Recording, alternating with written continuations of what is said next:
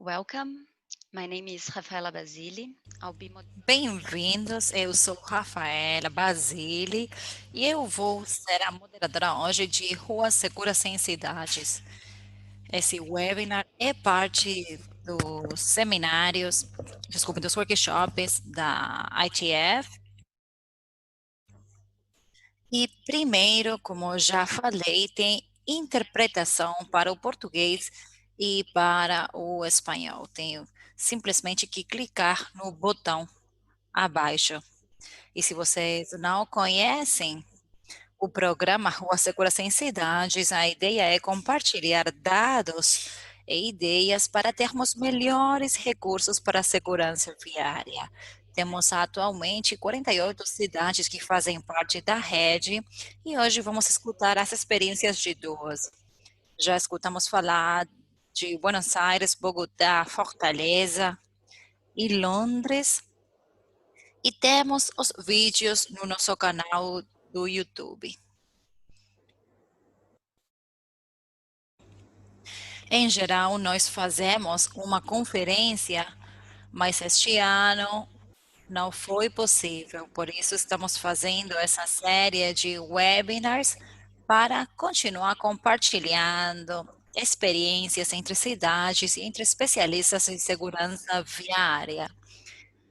Gostaria que vocês possam ler o nosso relatório mais recente, que foi possível graças a esses especialistas, incluindo alguns dos palestrantes de hoje.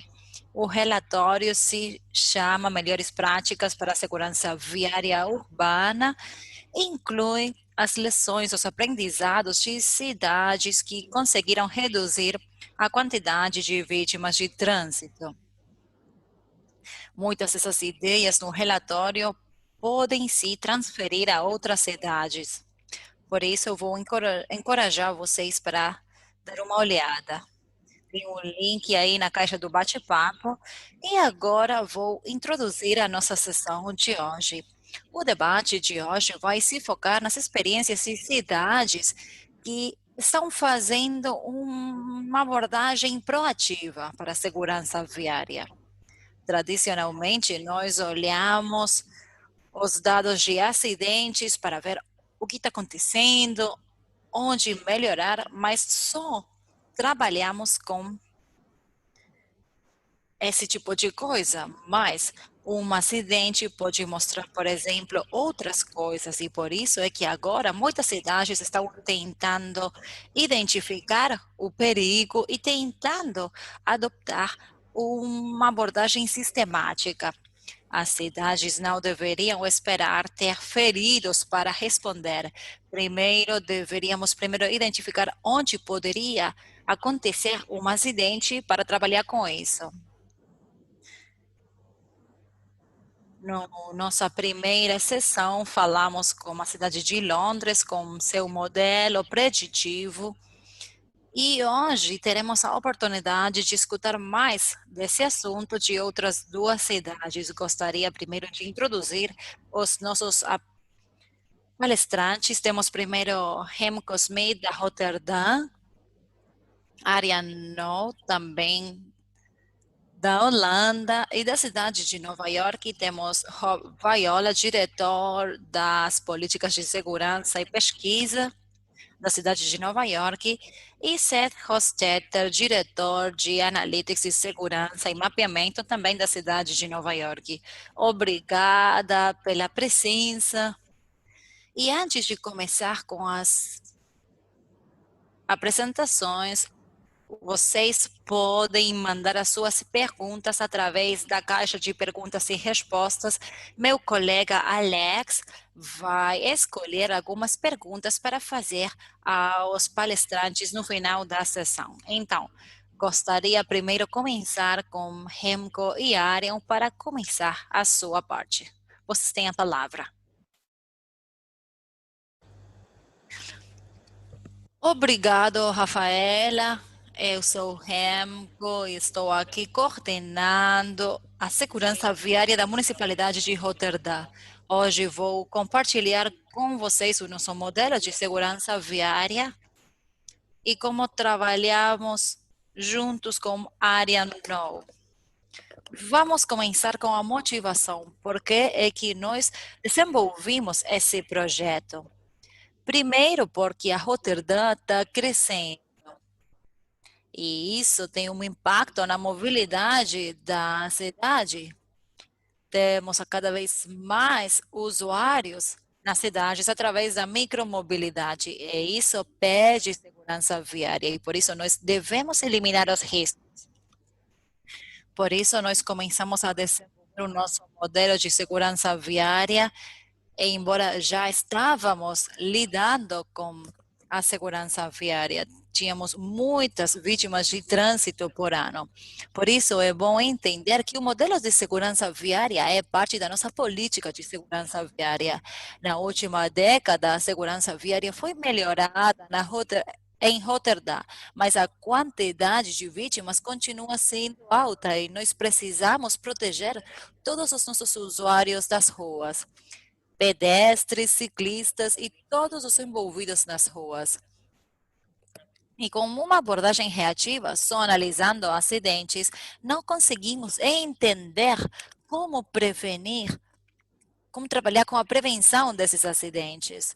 Por isso, nós trabalhamos dentro de uma abordagem proativa de segurança viária. O modelo de segurança viária nos ajuda a analisar diferentes locais. E a proposta inicial de desenvolvimento era conseguir os acidentes históricos nas ruas para entender o que acontecia. Mas depois passamos para um modelo mais preditivo e incluindo, eu vou contar um pouco mais de como foi o desenvolvimento desse modelo e o Ariane vai aprofundar nisso. Obrigado, Remco. Eu vou compartilhar um pouco mais com vocês como é o nosso modelo preditivo, sem muito detalhe, mas a ideia é que vocês tenham uma ideia. Nós começamos com a coleta de dados de acidentes de tráfego nas ruas, depois com um algoritmo de machine learning, tentamos predizer os cruzamentos mais perigosos. Assim, podemos também fazer análise what if ou e sim, para entender onde poderia acontecer um acidente, por exemplo, se é preciso fazer uma redução da velocidade ou qual é a ação precisa ou necessária para um local em particular. Depois, respeito dos dados, temos muitos dados e muitos conjuntos de dados também da Municipalidade de Roterdã. Sem entrar em muito detalhe, posso contar que temos mais de 300 variáveis por rua ou cruzamento, por exemplo, de infraestrutura, levamos em conta a velocidade máxima, tipo de rua e também objetos como, por exemplo, postes de luz, quebra-molas. Depois, respeito de dados de comportamento ou uso, levamos em consideração a intensidade do trânsito, velocidades reais, movimentos que as pessoas fazem para frear. Arredores, analisamos a demografia, a titularidade dos veículos, lojas, escolas e alguns dados subjetivos, como, por exemplo, a informação dos cidadãos, porque aqui eles sentem que uma rua não é segura. Tudo isso se usa para um modelo preditivo, especialmente a parte da infraestrutura. E no nosso modelo de segurança viária, sem entrar em muito detalhe do algoritmo e a machine learning, um exemplo simples seria assim: temos duas seções numa rua, a 1 e a 2. Na primeira, temos uma velocidade máxima de 50 quilômetros por hora, velocidade real 35 e como quebra-molas. E a segunda seção, temos a mesma velocidade máxima, mas a velocidade real é 55 e sem quebra-molas. Então, combinando esses dados com outros dados nessas seções das ruas, o modelo nos dá um score de risco, uma score de risco baixo na primeira seção e no segundo caso, uma score ou pontuação alta de risco. Então, novamente, sem analisar muito os números, temos uma escala de 1 para 5 de risco. Assim, analisamos os dados e vemos que a quantidade de acidentes aumenta com um score de risco mais alto. E os dados aqui mostram que são dados novos, porque vem desse modelo particular. E, finalmente, gostaria de compartilhar que o modelo também oferece dicas locais. Então, para cada uma das partes da cidade, nós conseguimos analisar o risco e também, assim, oferecer oportunidades de melhoria. Vamos voltar para Remco. Obrigado, Arjen. Temos aplicativos para engenheiros de trânsito que são muito boas, porque oferecem informação das ruas, de porque são seguras ou potencialmente inseguras. E esse é o nosso site, a área de Roterdã. Vemos os cruzamentos em diferentes cores. Verde e laranja são as áreas de menor risco e em preto e vermelho maior risco. Assim, o usuário pode selecionar um cruzamento em particular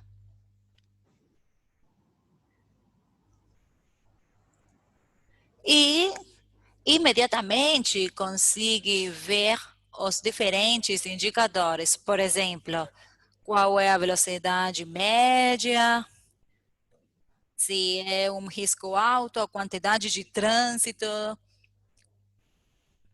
etc. Então, assim, os usuários podem usar esses dados e também conseguir a opinião de especialistas para analisar os riscos. Nesse exemplo, vemos os riscos de excesso de velocidade e na nossa cidade e é muito útil. E no outro exemplo, vemos os locais onde há falta de segurança para ciclistas. Então, temos muito trabalho a fazer ainda com essa quantidade de locais inseguros para ciclistas. O aplicativo foi muito útil para entender qual era o projeto de redesign que a gente tinha que fazer. Agora já temos alguns redesigns feitos em algumas partes da cidade e estamos nos focando na segurança viária para ciclistas, que é exatamente o que nós fizemos aqui nessa imagem. E agora, com esse novo design, a situação para ciclistas é muito melhor. Assim, vamos para a conclusão. O modelo de segurança viária é bom para identificar e analisar locais inseguros e, além disso, é bom para levar em consideração que tipo de ações devem de ser feitas para melhorar a situação. No ano passado, ganhamos um prêmio de engenharia de trânsito nacional na Holanda e ficamos muito contentes, muito contentes e com muito orgulho por isso. E se vocês tiverem alguma pergunta, me avisam. Gostaria de agradecer à ITF pelo programa e pelo uso de algoritmos em geral. Obrigado. Obrigada, Remco e Arian, pela apresentação. É muito bom como vocês conseguiram traduzir um modelo tão complexo numa apresentação tão clara. Agora vamos passar para a cidade de Nova York e depois o debate. Só para lembrar, vocês podem mandar perguntas na caixa abaixo de perguntas e respostas e depois Alex vai selecionar algumas para o nosso debate. Rob, você tem a palavra. Obrigado, Roterdã. Muito boa apresentação. Eu sou Rob Viola, diretor de segurança viária e pesquisa na cidade de Nova York, e nós vamos falar da nossa abordagem proativa de segurança, com diferentes programas e como nós trabalhamos ou em Nova York. Deveria dizer no início que nós não estamos fazendo um modelo preditivo da forma que a Rotterdam está fazendo. Nós começamos com isso faz muitos anos e o nosso modelo que nós desenvolvemos foi muito bom para predizer feridas, entendendo os padrões de acidentes que nós tínhamos, mas não chegávamos à etapa do what if.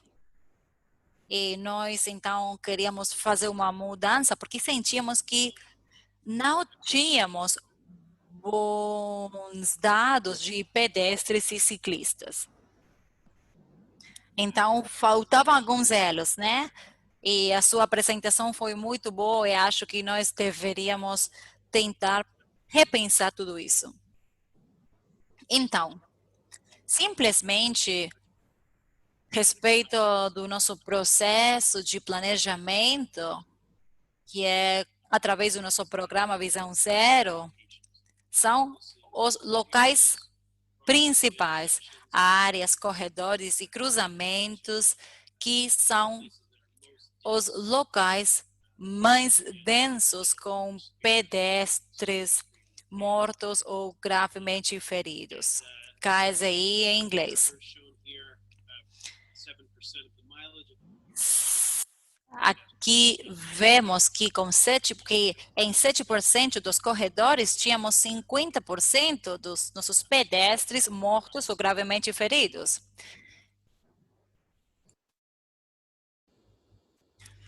Mas, levando em conta o que Rafaela falou a respeito de que esse aí não é um olhar a respeito de onde tem especialmente um ferido ou um morto. O que nós fazemos são áreas, trabalhar com áreas onde tem locais importantes ou corredores importantes e depois levamos em conta os eventos nesses corredores. Então, nós implementamos ações nessas áreas pensando, não deveria ser só aqui, não, pensamos na área em geral, não pensamos somente nas áreas onde se focam os feridos ou as mortes. Nós tivemos um sucesso muito bom com esse tipo de abordagem, com 36% de redução de fatalidades e pedestres, desde que começamos no ano 2014, e é muito bom porque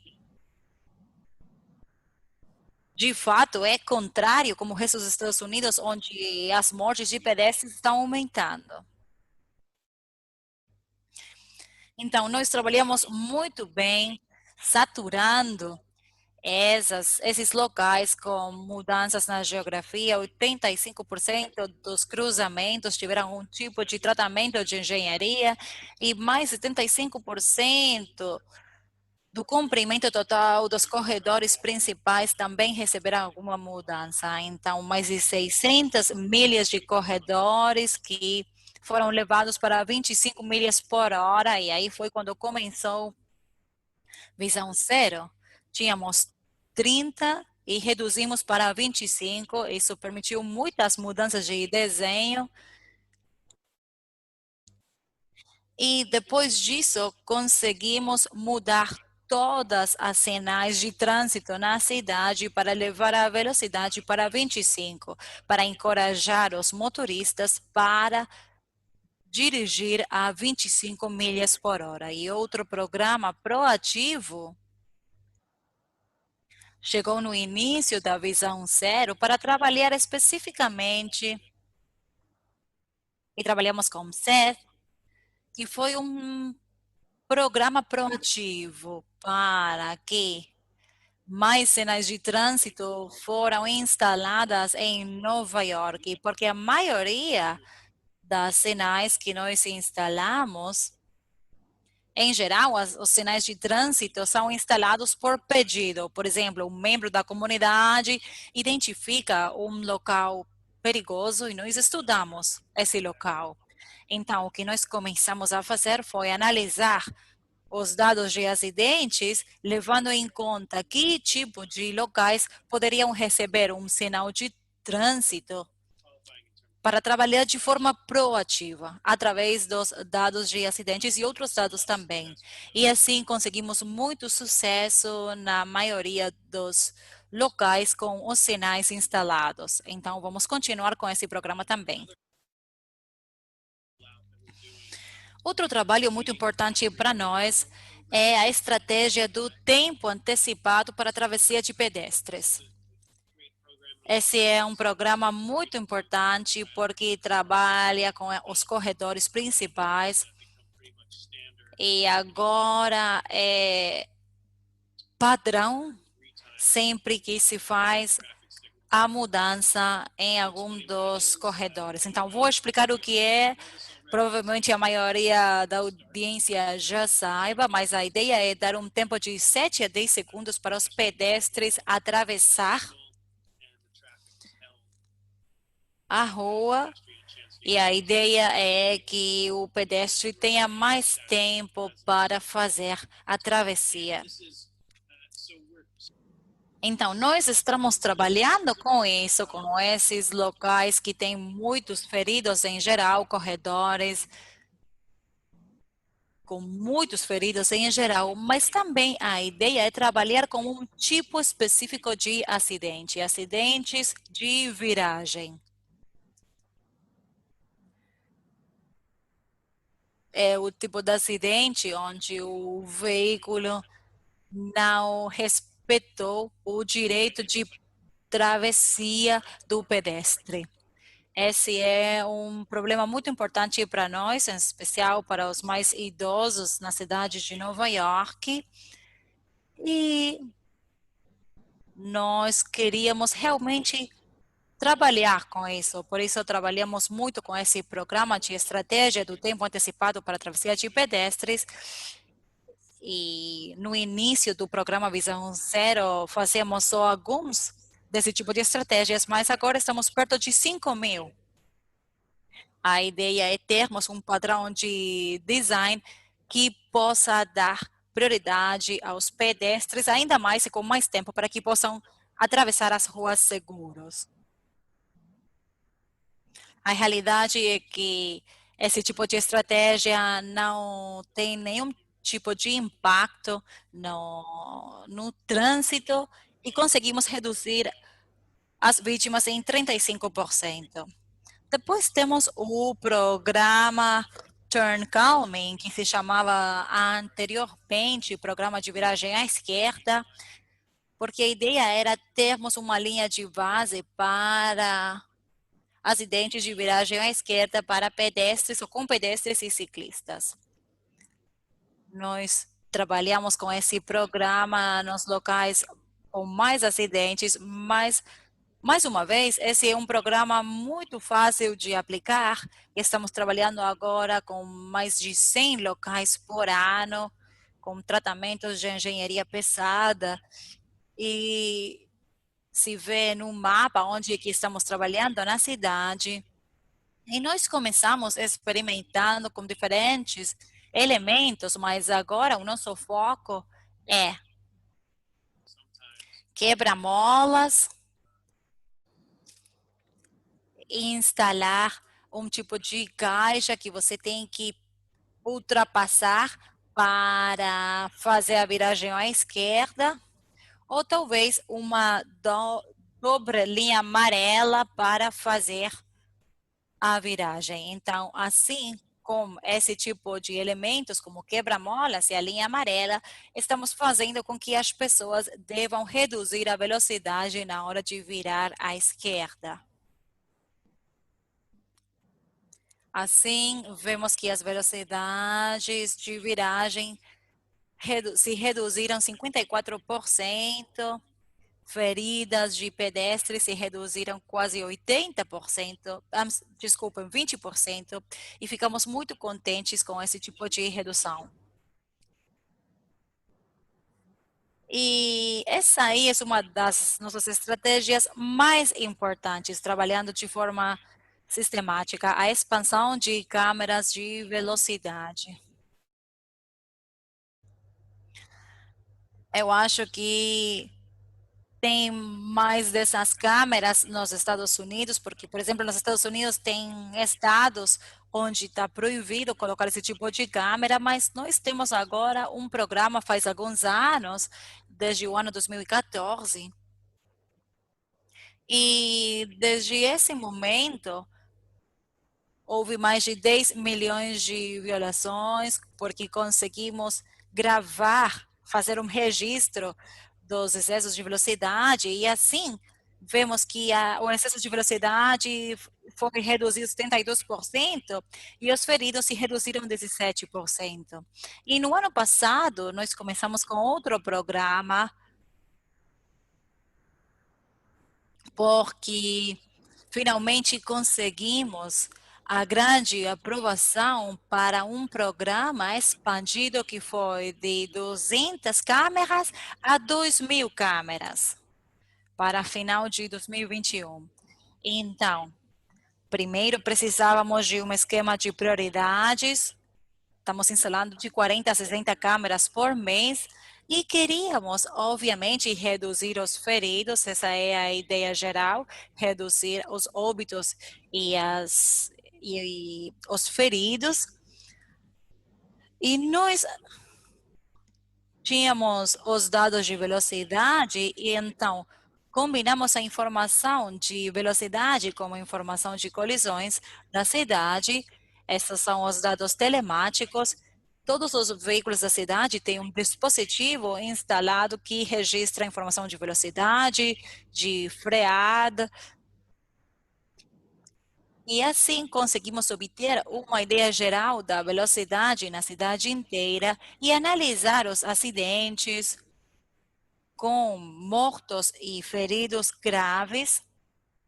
As câmeras vão das 6 da manhã até as 10 da noite. E combinamos isso com a velocidade máxima dos veículos da cidade. E assim vemos no mapa como o excesso de velocidade e os feridos não sempre estão no mesmo site, no mesmo local. Temos em Nova York alguns locais com muitos feridos, mas sem velocidade, simplesmente pelas condições do trânsito que podem ser muito loucas, com muito carro, então não sempre os feridos são por causa da velocidade. Então, nós fizemos um ranking com a nossa rede e tínhamos algumas limitações, porque queríamos que o programa estivesse na cidade inteira, para realmente trabalhar com os comportamentos. Então, por exemplo, deveria falar primeiro outra coisa. Esse é um programa que se baseia em escolas, então a ideia é que as câmeras estejam perto das escolas, a um quarto de milha. Então, nenhuma escola recebe 2 câmeras, nenhum corredor tem mais de uma câmera por milha. E começamos com um ponto de partida, por exemplo, perto de uma escola, e depois pensando qual era a outra escola elegível. A ideia é que todas as escolas tenham pelo menos uma câmera antes de que alguma tenha 2. Assim, nós trabalhamos através da rede da cidade para atingir o nosso objetivo de 200 câmeras. Eu acho que o nosso primeiro objetivo era outro, mas agora estamos trabalhando novamente com isso. Espero não ter dado muitos detalhes, mas a ideia era que vocês conseguissem entender qual é o nosso projeto na cidade de Nova York. Muito obrigado, isso é tudo. E agora vamos passar para as perguntas e respostas, né? Sim, é assim. Agora vamos começar com a conversa. Muito obrigada. Eu gostaria de começar perguntando a vocês. Temos um ponto compartilhado aqui. As duas cidades usam os dados de velocidade para entender o comportamento e, juntamente com dados de acidentes, para identificar locais de muito risco. Essa é informação muito valiosa para fazer políticas, mas também seria muito útil para os cidadãos. Então, vocês têm alguma iniciativa que se foque em compartilhar esse tipo de informação de ruas mais ou menos seguras para os cidadãos? Nós compartilhamos com a nossa agente os dados de acidentes. Eles podem fazer o download, mas também temos os números e os mapas que são atualizados de forma regular e as estatísticas que estão disponíveis online. Fomos muito bons compartilhando isso desde que começou o Visão Zero. Agora somos muito transparentes com isso. E não temos compartilhado informação de velocidade como público. Esse é um conjunto de dados mais novo que estamos usando para o planejamento. É uma coisa que estamos considerando, mas ainda não compartilhamos. E em Roterdã, tem alguma experiência com isso?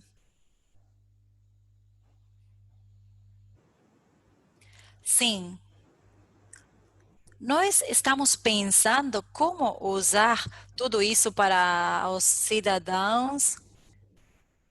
Sabemos que às vezes compartilhar informação pode ser um pouco perigoso, e como municipalidade, nós poderíamos ser considerados responsáveis se algum acidente acontecer numa rua considerada segura. Por isso, nós vamos fazer um piloto para avaliar bem os modelos, para definir quais são as ruas mais seguras e vamos escolher algumas escolas para fazer um teste nos próximos meses.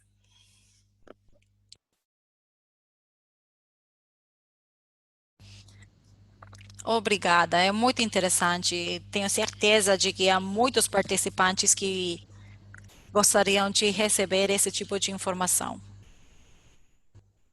E depois gostaria de perguntar também sobre os desafios ou as dificuldades a fazer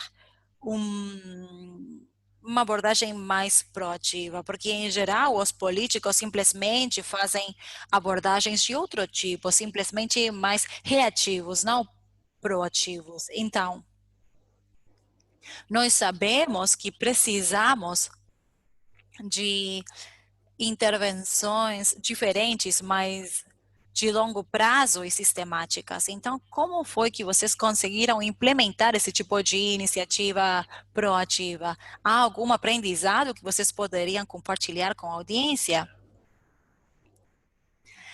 É uma pergunta muito interessante.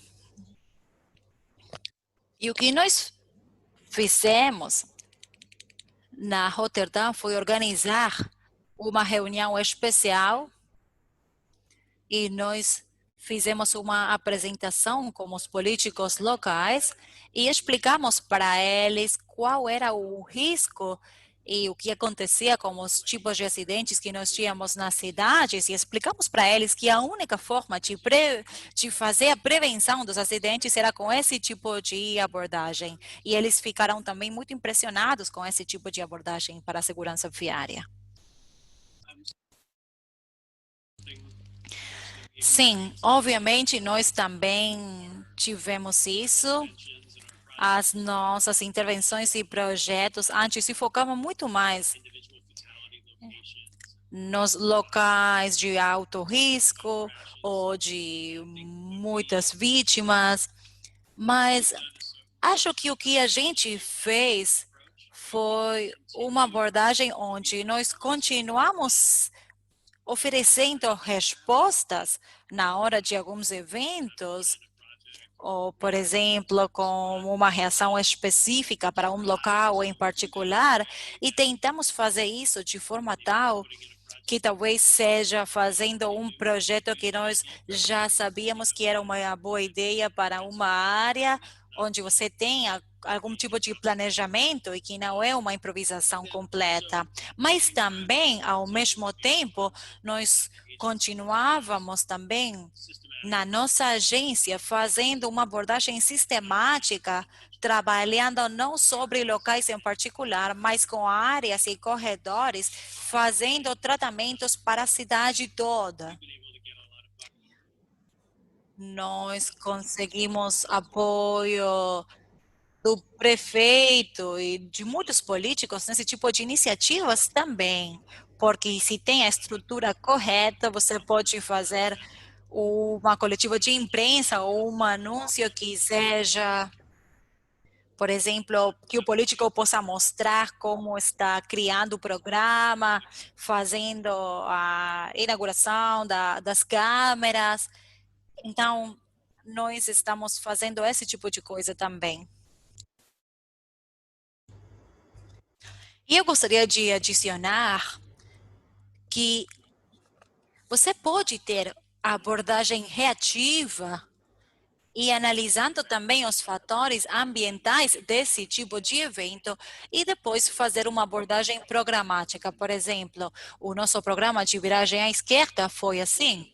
Tínhamos um local que as pessoas se queixavam, reclamavam que a configuração não era boa, que tinha muitos acidentes, e assim conseguimos tornar isso em um programa e usar o mesmo tratamento e as mesmas características para outros locais da cidade também, não somente desse local específico que as pessoas estavam reclamando que era perigoso. Estamos falando dos políticos, de como convencer os políticos para adoptar esse tipo de abordagens, mas no caso de Nova York, imagino que também tem oposição do programa, oposição para o programa de câmeras de velocidade. Eu sei que leva tempo e que às vezes os cidadãos ficam em contra desse tipo de programa. Poderiam compartilhar um pouco como foi sua experiência com as câmeras? Nós tivemos sorte na cidade de Nova York porque eu diria que somos mais semelhantes a uma cidade europeia. Muitas pessoas pegam transporte público, são pedestres, não todo mundo tem carro. Então, não houve muita oposição para o programa. Houve um pouco, mas foi especialmente em alguns bairros.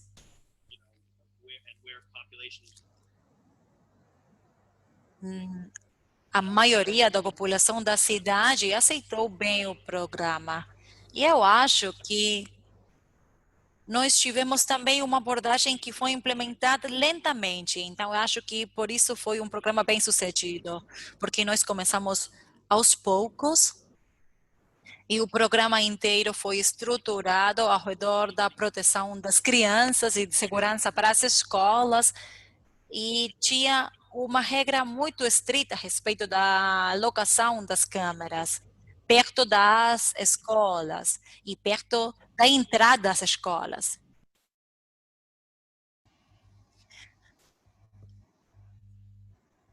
Por isso, depois dávamos também só uma citação para aqueles que iam a 40 ou mais de 40. Eu não consigo falar em quilômetros, mas isso aí é rápido. E a outra coisa é que o que se paga são US$ 50 de multa. Não é muito dinheiro comparado com outros tipos de multas, por exemplo, se um policial para você, o que se paga de multa seria 100 ou US$ 150.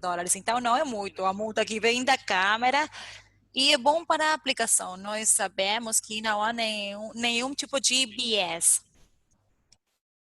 porque não estamos nos focando em um bairro em particular, levando em conta o que está acontecendo agora nos Estados Unidos. E eu acho que há bons aprendizados disso.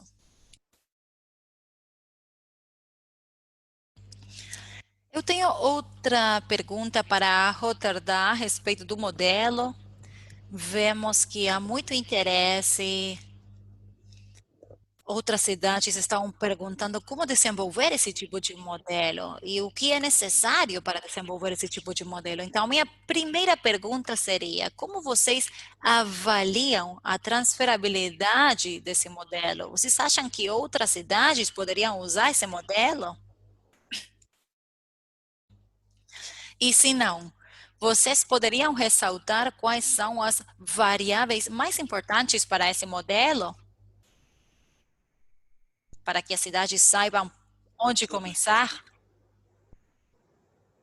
Eu posso responder essa pergunta. O modelo pode se levar a outras cidades também. De fato, agora está sendo levado a outras municipalidades. É um modelo que se baseia especialmente em dados nacionais. Ainda não fica completo, mas a ideia é que esteja perto para que seja para que todas as cidades e as municipalidades da Holanda possam usá-lo e que cada uma das municipalidades tenha seus próprios dados. E eu acho, então, que o modelo, sem dúvida, poderia se desenvolver com dados. Tem que ter dados dos acidentes, dados das ruas e dados de velocidade. Então, se precisa a maior quantidade de dados possíveis e também dados dos acidentes e das características das ruas. E também a intensidade do trânsito é importante também. Eu não sei se respondi a sua pergunta. E depois, se houver alguma mudança nas ruas, como vocês fazem o update do modelo? Se mudam, por exemplo, o limite de velocidade, é fácil fazer o update do modelo? Sim, os códigos estão desenvolvidos de forma tal que podem se atualizar facilmente. Por exemplo, os dados dos acidentes são dados abertos na Holanda a partir desse ano. Então, basicamente, nós temos que fazer clique, fazer o update dos dados e aí o modelo fica retreinado e pode se implementar novamente. Leva trabalho, mas não é difícil atualmente fazer o update. O mais difícil é coletar toda a informação e levá-la para o modelo, né? É. Nós sabemos dos membros de ruas seguras em cidades e que é um pouco difícil conseguir dados de velocidades para algumas cidades. Talvez a cidade de Nova York poderia compartilhar algumas recomendações para cidades que gostariam de coletar e usar dados de velocidade. Como foi para vocês? Os dados de velocidade que nós temos, e gostaria de saber se a Rotterdam faz a mesma coisa, é um acidente feliz. Nós tínhamos esses dispositivos telemáticos nos nossos veículos para monitorar os motoristas, para explicar às pessoas o que tinham que fazer e que não. E nós tínhamos essa fonte integral de dados de velocidade, porque temos esse tipo de veículo em todas as partes da cidade. Só falta definir se leva uma semana, 6 semanas, 7 semanas, e nós tínhamos um fornecedor e agora temos outro fornecedor que trabalha conosco faz 1 ano e meio, que desenvolveu uma ferramenta muito sofisticada para que nós possamos ver a velocidade em qualquer rua da cidade, dados do antes e depois, e gerar assim não somente velocidades para propósitos de segurança, mas também para os tempos de viagem, de deslocamento, para poder fazer planejamento de projetos. Então, o primeiro fornecedor que nós usávamos era só com os nossos próprios veículos, que nós tínhamos dados, que tudo bem, mas poderia ter certo viés, mas o novo fornecedor é ele que nos dá os nossos próprios dados agregados, mas também os dados de outras companhias do setor privado com as quais eles trabalham. Então, são dados anônimos combinados com os nossos dados. Assim, temos um conjunto de dados muito amplo, de 50 ou 75 mil veículos se movimentando através da cidade em qualquer momento. É informação muito útil. E se a cidade não tem uma frota muito grande ou não consegue fazer esse tipo de coisa, eu não sei se vão conseguir, mas eu acho que é muito bom para fazer esse tipo de métrica. Você faz a geração de dados através dos seus próprios veículos, você pode comprar esses dados de alguma dessas empresas. E, obviamente, a melhor solução é a própria, talvez, em vez de ter que fazer a instalação de 75 mil sensores na cidade toda, mas é muito bom ter os dados. Eu vejo que temos muitas perguntas dos participantes. Alex, você gostaria de compartilhar as perguntas? Sim, obrigado, Rafaela. Temos muitas perguntas para as duas cidades. Rob estava falando dos dados telemáticos e as fontes deles. Com esses dados de velocidade, vocês encontraram, acharam que as velocidades foram reduzidas depois da instalação das câmeras? Acabamos de começar o estudo disso. Nós sabemos, bom, são duas perguntas. Nós sabemos que houve uma redução das velocidades depois da instalação das câmeras, porque nós vemos a queda de violações de trânsito. Mas em termos de excesso de velocidade perto daí ou no corredor, o primeiro fornecedor de dados telemáticos não dava suficientes dados, mas o novo fornecedor vai nos dar informação do antes e do depois para trabalhar também como um parceiro acadêmico que vai trabalhar com isso. Nós fizemos agora uma grande expansão e queremos ver os resultados. Se colocar uma câmera tem esse efeito na velocidade, num local em particular, o que acontece com as outras câmeras que ficam perto? Qual é o efeito de redes a respeito de o que se faz com o manejamento da velocidade? Bom, boa sorte com isso.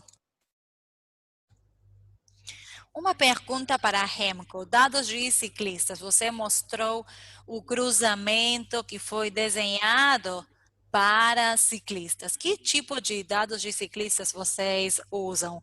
Que tipo de dados de ciclistas têm mais poder preditivo? E também vocês analisam os fluxos de ciclistas. E como é que se faz isso na cidade? Sim, boa pergunta, Alex. Nós temos diferentes tipos de dados de ciclistas. Primeiro, temos no nosso próprio modelo preditivo de ciclistas, com muitos dados de pontos de coleta na cidade inteira. Nós criamos um modelo como fluxo de ciclistas por cada cruzamento. E temos também dados da infraestrutura de bicicletas para comparar a intensidade de bicicletas com a nossa infraestrutura e fazer assim a pesquisa para entender se a infraestrutura de ciclismo que nós temos é suficiente para a intensidade que a cidade tem de bicicletas.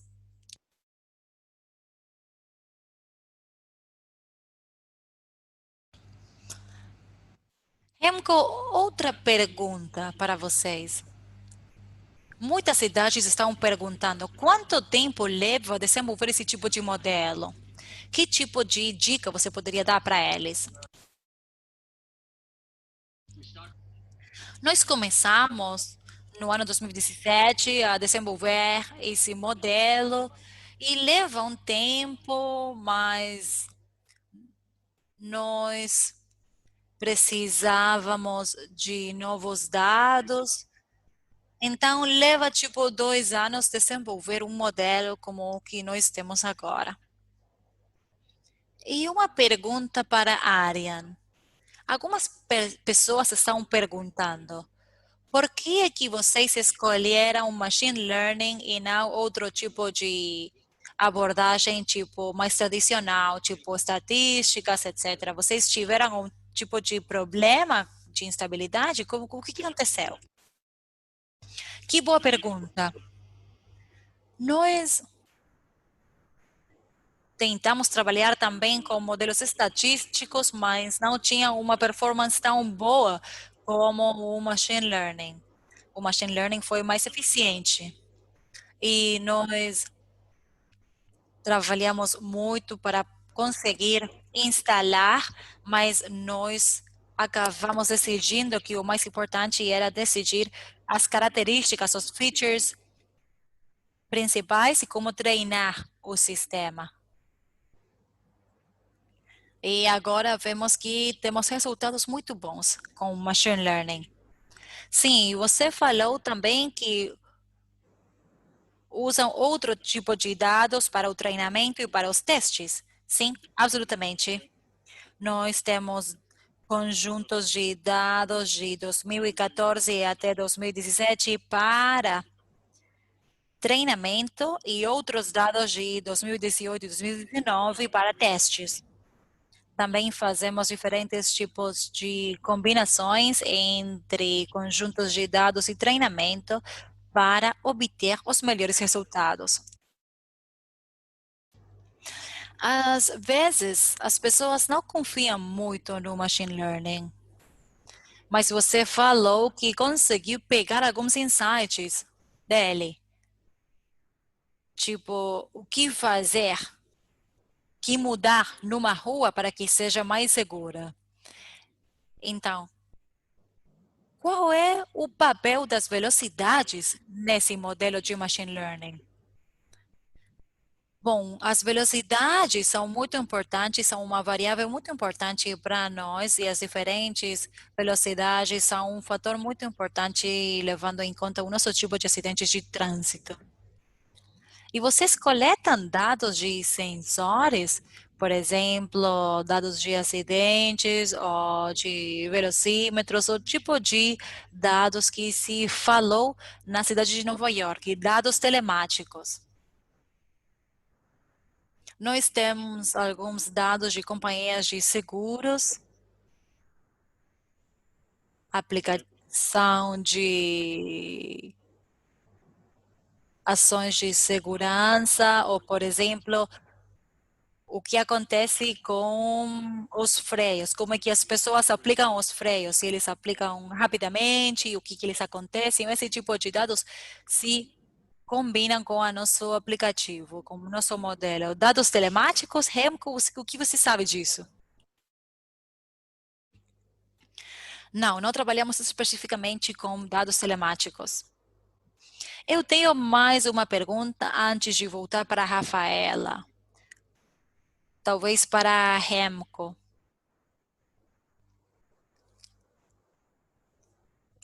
Os dados de fontes nacionais nessa experiência foram úteis? Se usaram? E se sim, quais são os conjuntos de dados que foram os mais úteis para vocês? Sim, é uma pergunta muito boa. O nosso modelo mais importante de dados, o nosso conjunto mais importante de dados é uma fonte de dados abertos que pode se usar de forma local, que inclui as características das ruas. Isso aí é muito útil para o nosso modelo. Obrigado.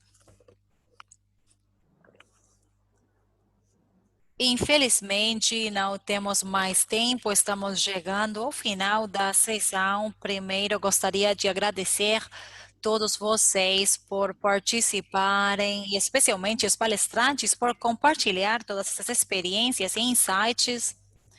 Alex, você poderia voltar para os slides? Então, mais uma vez, convido vocês para darem uma olhada ao nosso relatório de melhores práticas para a segurança viária urbana, e temos outro relatório que vai se lançar, e estamos preparando um webinar para compartilhar achados, insights e mais informação sobre isso também.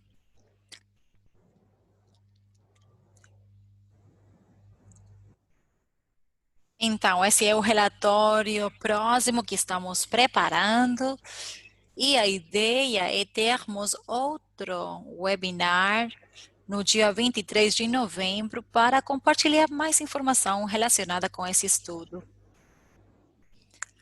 Se a sua cidade gostaria de ser membro do nosso programa de Rua Segura Sem Cidades, podem nos contatar a mim ou a Alex através da informação do site da ITF. E isso é tudo por hoje. Muito obrigado pela participação e espero que tenha um dia muito bom. Obrigada.